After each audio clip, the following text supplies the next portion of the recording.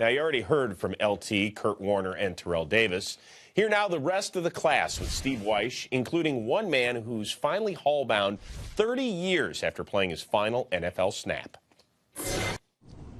Welcome to the Pro Football Hall of Fame's Gold Jacket class of 2017. I'm Steve Wyche of the NFL Network, and I'm joined by this elite group of now Gold Jackets: Kenny Easley, Jerry Jones, Jason Taylor, and Morten Andersen. Gentlemen, let's start this off easy. We'll start with you and work our way across, Jason.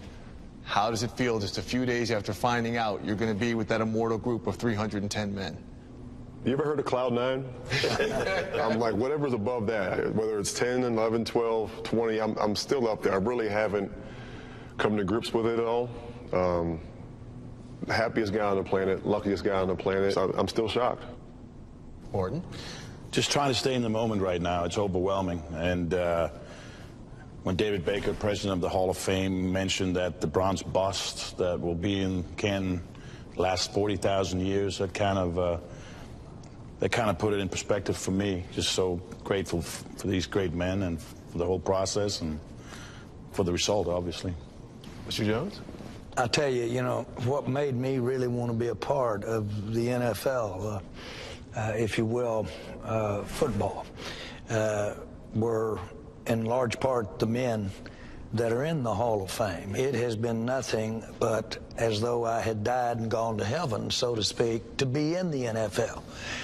It hardly seems fair to get a little serious pat on the back for being involved. I'm so proud to be with these men, but to be a part of it, it just hardly seems fair to have gotten this ride all the way the NFL has been for 27 years and be sitting here with you. There you go. All right, Kenny? My soul cries out hallelujah. I thought for a very long time that it was not going to happen, and I had actually given up on the prospects. I don't want to break down again, but it's the most uplifting thing that has ever happened to me in my life. And I was enormously grateful because I just did not believe that it could happen to Ken Easley after so many years. Well, Morten, you hear something like that. Wow. Yeah. You know, but you've had to wait a while, too. I mean, I'm sure that hasn't been, you know, it's too easy to be patient here. 5 years seems nothing compared to what Kenny had to go through, so I can't imagine what that has been like, but it's worth it, let me put it that way. And you always imagine what's it going to be like if and when that knock on the door comes. How am I going to react? So when the knock came and David Baker was standing outside that door, I had to say room service.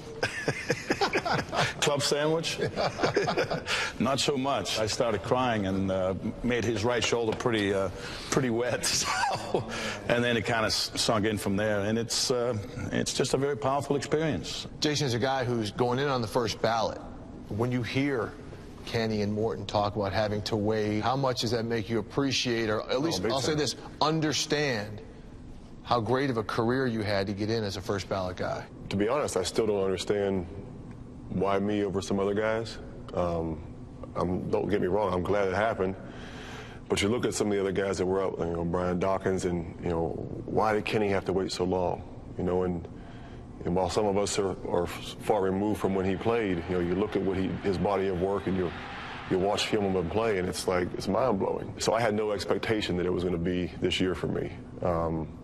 I was totally blown away. It's still surreal. I'm still trying to figure it out. To be honest with you, I'm trying to figure it out, and I'm waiting for someone, you know, for Ashton Kutcher to jump out and say you've been punked. But maybe this is real. Now, Jerry, you've been around this game in about every aspect there is of football. Does this bring it full circle?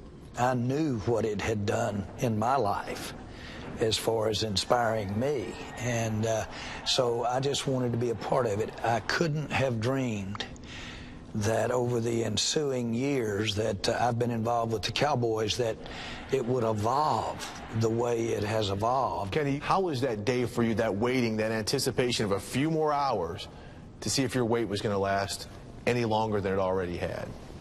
I just had this sense that it was going to be my turn. If I remained patient and waited upon the Lord, that my season would happen.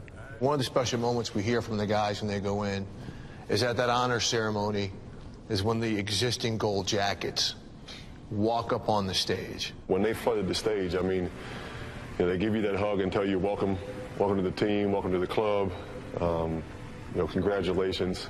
And again, these are all guys that, a lot of these guys that I've looked up to.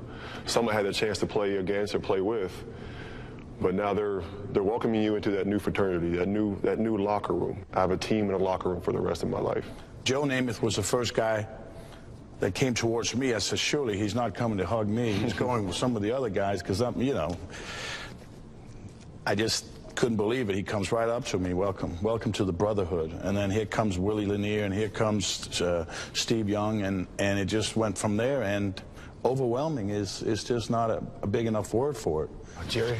Well, when I got that big old hug from Michael Irvin, and a minute or two later, that Emmitt Smith grabbed me, and they sat there and asked me to present them. And I'm gonna mess around here and get emotional again, but when I did that, I thought, this is the biggest honor that I could ever have, of getting to present them in the Hall of Fame. And I can't tell you how surreal it was when there they were giving me that big old hug out there.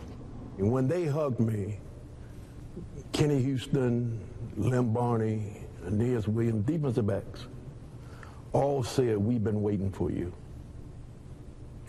And that meant the world to me.